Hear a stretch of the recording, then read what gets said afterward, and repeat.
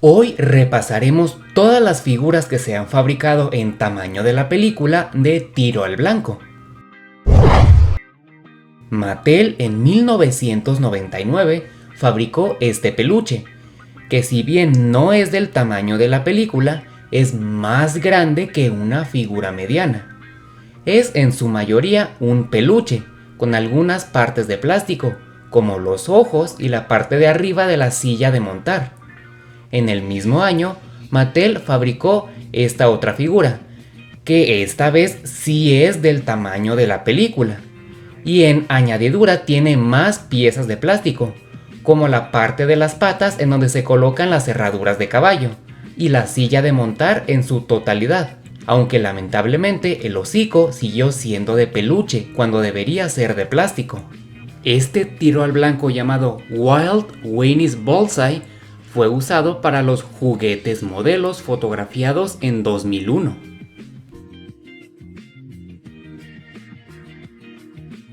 Por ese año y el año 2000, Disney Store fabricó 3 peluches, Woody, Jessie y Tiro al Blanco.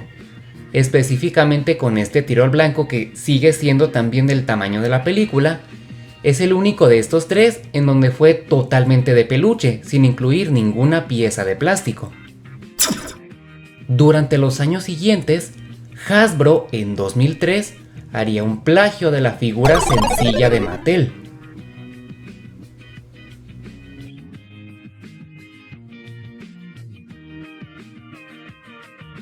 Pero la marca que se llevó las palmas de oro durante esta década fue Young Epoch, en el 2001, fabricando las 2 colecciones, en blanco y negro y en sepia de colores apagados. Esta vez fabricarían una figura de tiro al blanco justo como debería, es decir, no siendo un peluche, sino una figura de tela con partes plásticas. Esta vez, el hocico sí sería de plástico, los ojos, la silla de montar y donde van las herraduras de caballo serían de plástico y el resto de la figura sería una tela tipo camisa, como debe ser el personaje. Entre 2004 y 2005 saldría la tercera edición a todo color, donde el tiro al blanco de esta edición sería el más cotizado durante estos años. Por 2006 saldría la cuarta colección de Tokyo Disney Resort.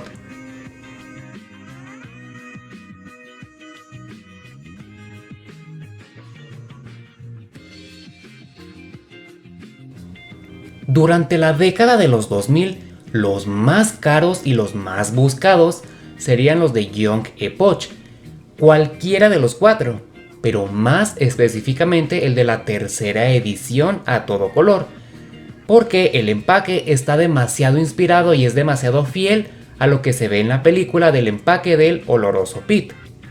Estas 2 figuras, tanto del Oloroso Pete como de Tiro al Blanco de la tercera edición a todo color, serían los más caros y los más cotizados durante toda la década de los 2000, hasta que en 2010 saldría el Tiro al Blanco de Toy Story Collection.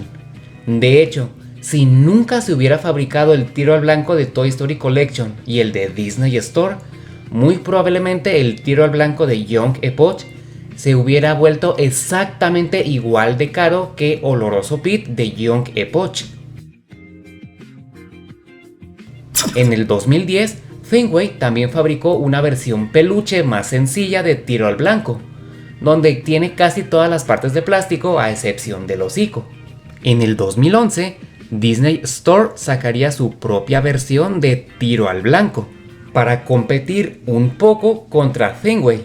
A lo largo de la década del 2010, constantemente sacarían reediciones de esta misma figura, donde lo único que cambiaba era el empaque.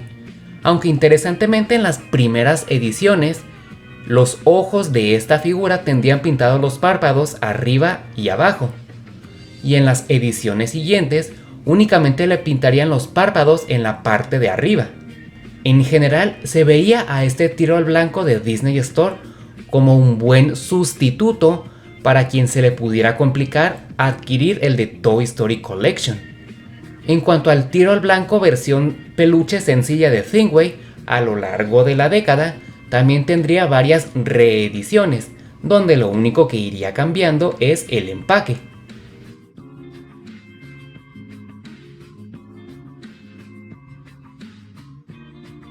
También entre 2016 y 2018, Disney Store sacaría una versión sencilla de Tirol Blanco de peluche, donde esta vez sería enteramente de peluche y tendría cosido en la tela el sello distintivo de la tienda.